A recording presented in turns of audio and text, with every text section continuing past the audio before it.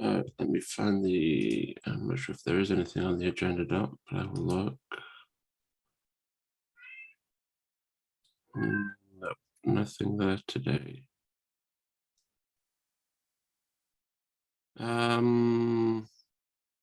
We can talk about the continued pipeline migration work. I think that's, we've got, Carsten and I managed to get update releases moved over, so that is ready to go as new releases come in now. And we've converted Windows to just be a regular bubble environment instead of using an internal tooling system that VMware has. So that should be ready to move over now.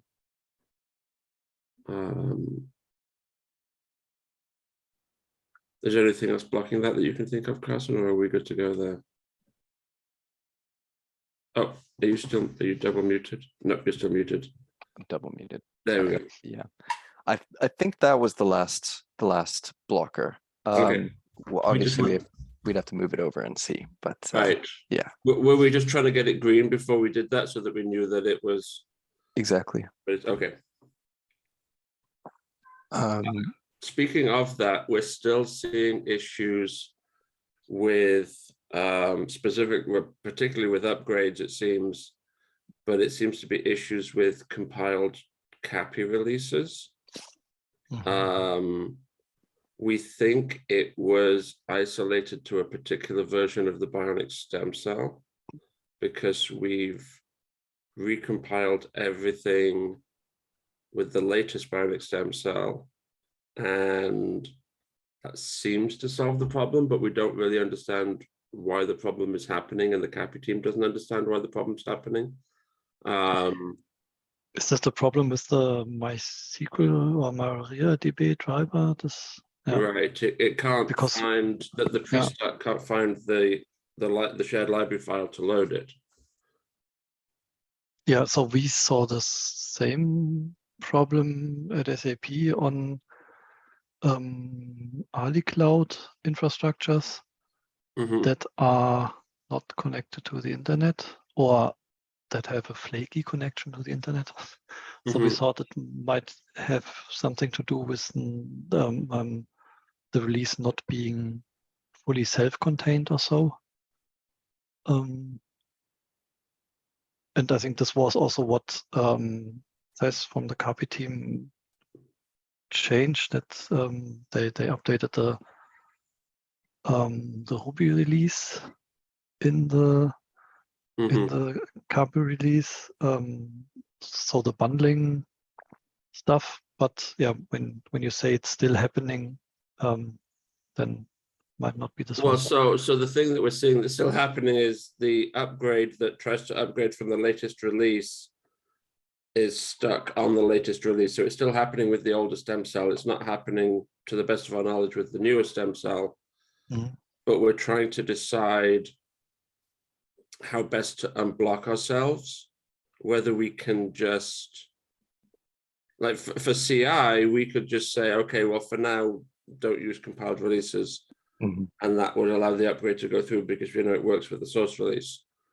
The problem then comes that I'm sure there are a lot of users that are using compiled releases, have installed this release, and are therefore going to run into this problem potentially on upgrade, or have already run into this problem. And I'm not sure what the best course of action is there in terms of unblocking them, because they obviously can't be as destructive as we can with a CI environment.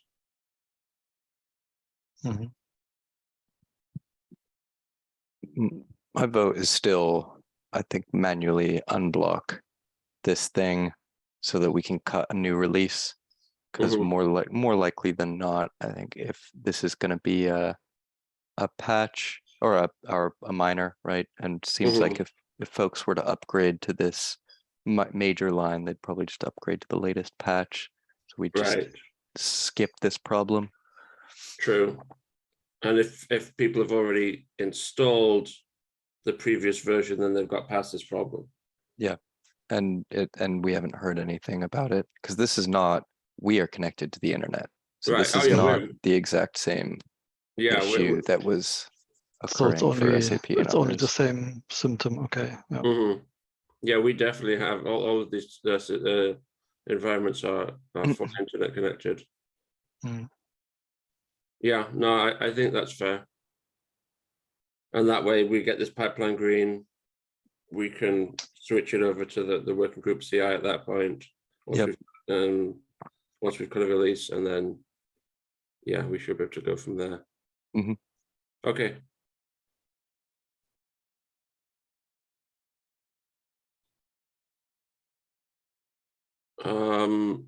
After that, I think that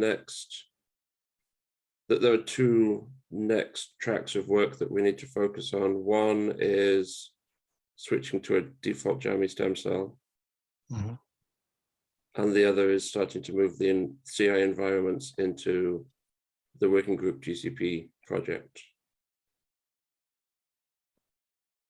Probably in that order, would be my guess.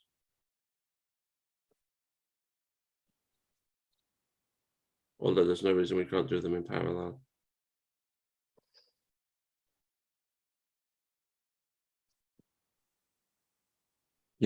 I think Johan already outlined the plan for Jammy, right? It sounds like we're pretty much ready to do it. He said 6 days ago, we've added this story to the backlog for our next sprint starting today. So it sounds like SAP will be driving that. Or at least the folks in the other folks in the working group. If it's in the SAP backlog, it sounds like Yes. No, Yes, I that's saw fair. it in the SAP Yeah. backlog. I can confirm that it is in the backlog. Yeah. Cool. I think we can do to facilitate that is maybe get the update releases pipeline unpaused. Although before we unpause that, maybe we should cut a Bionic release, because that'll be, as soon as we unpause it, there's going to be a barrage of updates, I imagine, blocking off our pipeline for some time. Yeah.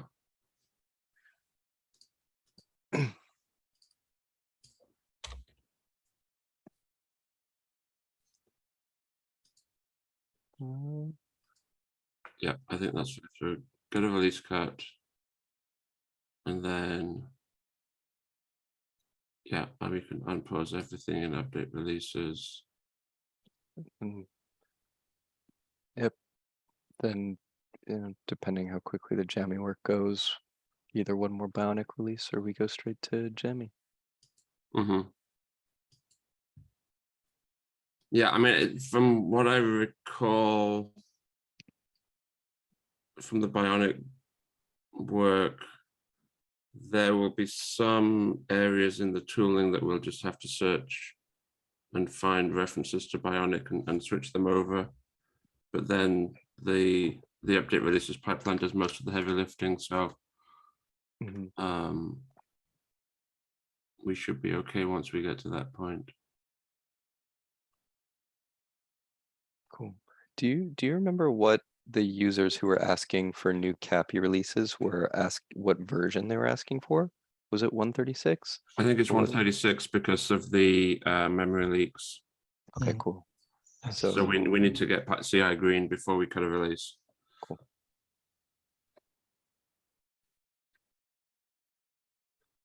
Let me see. I'm not looking at the agenda, so if there is something on the agenda, we can go there. But I had some other stuff I wanted to chat about. No, there's nothing agenda-wise, so cool. go for it. I think I wanted to make a quick proposal. I guess it's just us three, so might have to repeat it at some point. But we currently a lot of users use the CATS branch that is tied to a specific CF deployment release in their testing. So they may upgrade their CF deployment to 21.0. 0. And then they would start using cats v21.0.0, right? And the mechanism for making that branch right now means that it uses like cats develop CFD develop. So there's a somewhat high chance that that pipeline is actually broken whenever we cut a CFD release. And there's been 3 times in the last 4 whatever months where we've cut a release, cat's pipeline has been broken. We have not cut that branch and people have been complaining and I've had to go manually cut that branch. So it would be nice to change the mechanism for cutting that branch to be somewhat more independent from whether the cat's pipeline is currently green.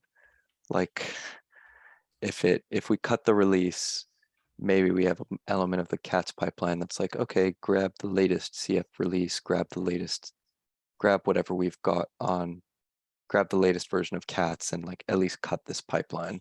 And then the next version develop goes through, we can update that branch. Or even do it off the CFD pipeline.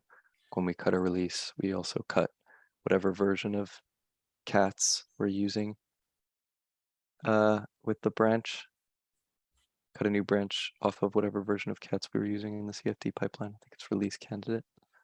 Yeah, I guess we could, just looking at the CFD pipeline to see where cats comes into this.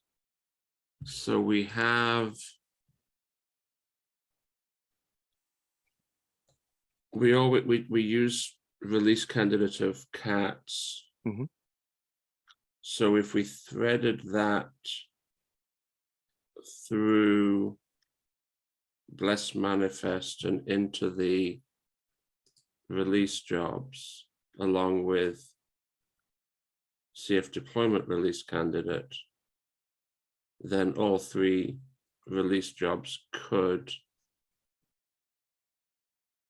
create that branch once they know what the next version is going to be. Yeah. But that would be, at least we'd have the branch, you know, and then if the cat's pipeline runs, it can update that branch with whatever develop is the latest develop that passes that. It's fine. We already have the mechanism in the cat's pipeline for that.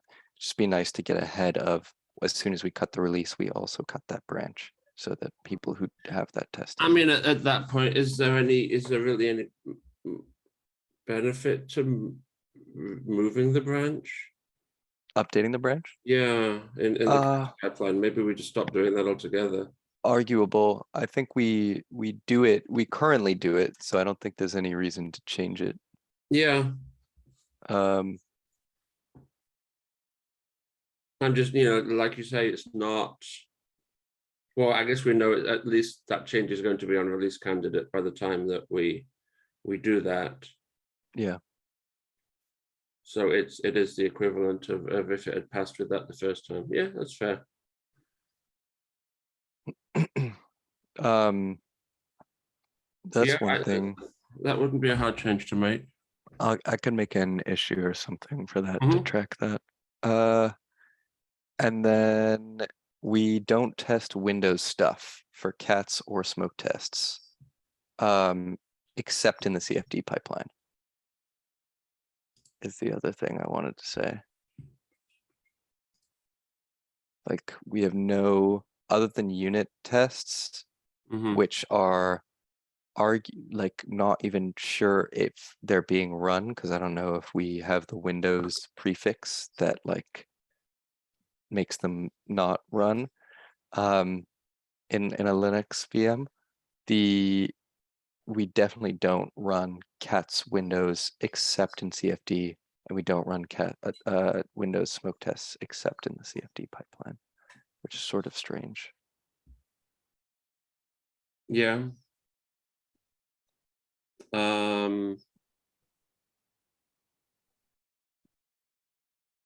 They both use the cat's environment, so we could add Windows cells to that.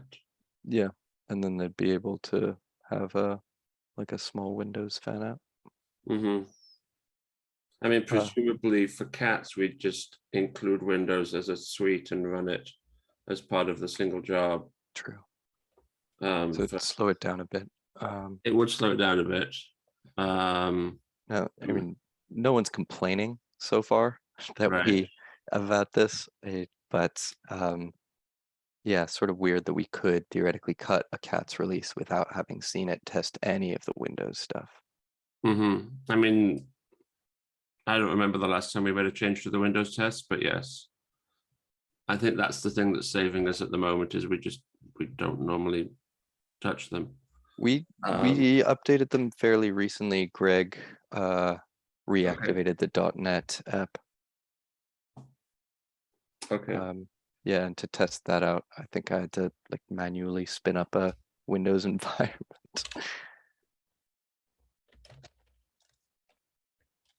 Right.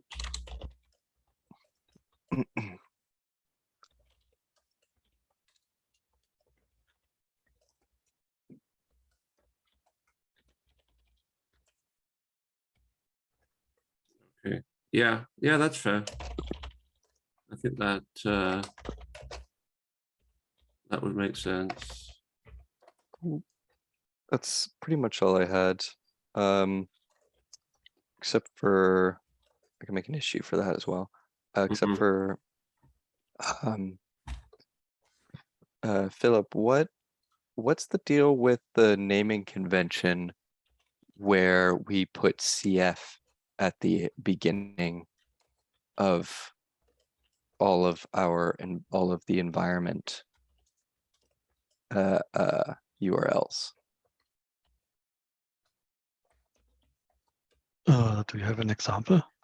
Yes, the most recent Cedric, the most recent environment we created, which is the Windows one, which we created in this was an SAP VMware kind of collaboration into the working groups GCP account. The SAP folks added a naming convention that I've never seen before, which was like, I'm gonna send an example. It was like cf.cedric.arb working group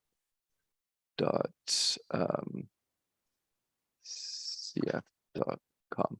I just sent it in Zoom. So that's like, that's not the actual URL, but that cf at the beginning is not an addition that I've seen before.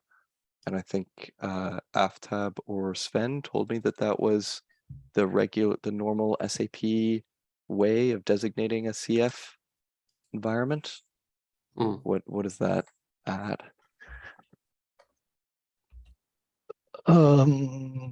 Yeah, I don't know why they added this for this working group stuff. I mean, it's true that for our SAP internal foundations, we always have this CF dot and then the rest of the domain name.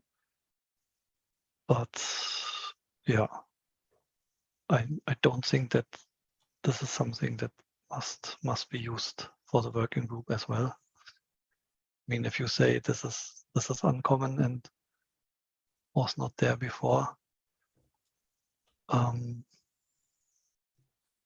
Also, I don't exactly recall why this is used internally. Must have been decided at some point in the past, and then people stick to this. Sure. Yeah, I don't feel strongly enough about it to change it. I was just genuinely curious why this convention is valuable. I mean, so yeah, here at SAP we had different runtimes as well, and I think it was used to distinguish between them. But yeah, this simply doesn't make sense for the working group stuff. Okay, thanks for the clarification.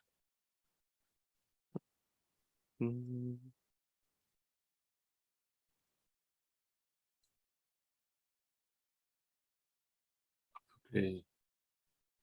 The only other thing I can think of is just that the Bosch team are, I think, going to move forward with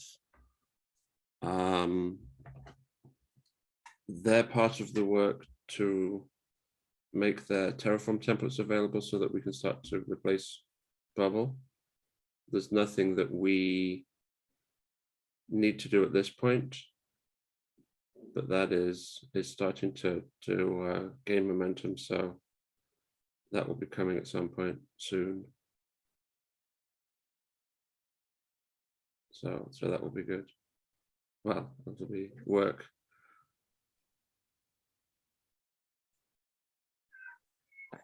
So Bubble will be completely discontinued or what?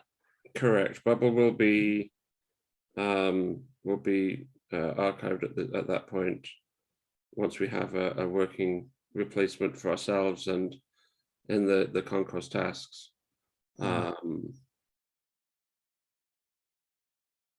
It's so outdated in terms of versions of things like Terraform that it includes, and there's nobody left that has a deep enough understanding of its architecture to be able to maintain it properly.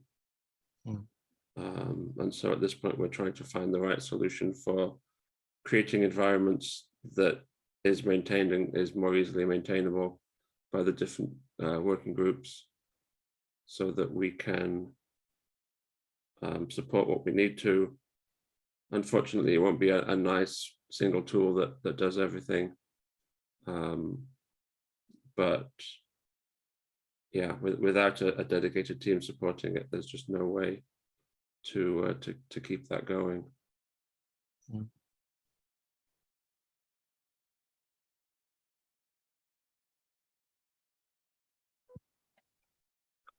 What is the best way to track the progress of this? That's a good question. I need to find I'm assuming there will be a GitHub issue somewhere for the Bosch team. I need to find that. I have our internal VMware tracking ticket, but I need to find the corresponding open source issue that they're working from. So I will ask Ruben for that and publicize that once I find it.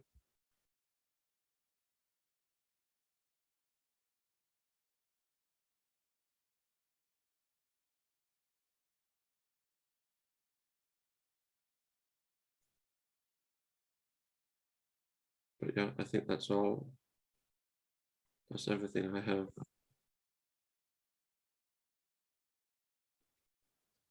Yeah. So Jochen didn't mention to me anything specific I should talk about. So Okay. Then I think we can probably call it here, unless you have something, Carson. Nope. Okay. Yeah. Yep. We'll see you both next time. Thanks. Yep. Thanks for your time. Bye. bye. Bye.